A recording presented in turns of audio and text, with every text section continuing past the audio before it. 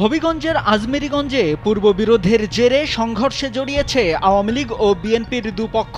এতে উভয় পক্ষের অন্তত অর্ধ শতাধিক লোক আহত হয়েছেন, তবে তাৎক্ষণিকভাবে আহতদের পরিচয় পাওয়া যায়নি। 25 এপ্রিল সকাল 8:30 থেকে 10:30 পর্যন্ত সংঘর্ষের এ ঘটনা ঘটে।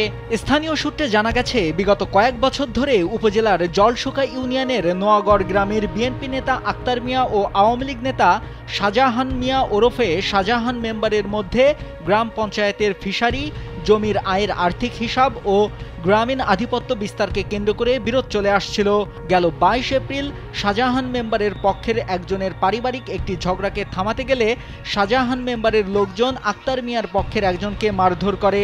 স্যান্ডেলিনা সো, রূপচর্চায় আভিজাত্য।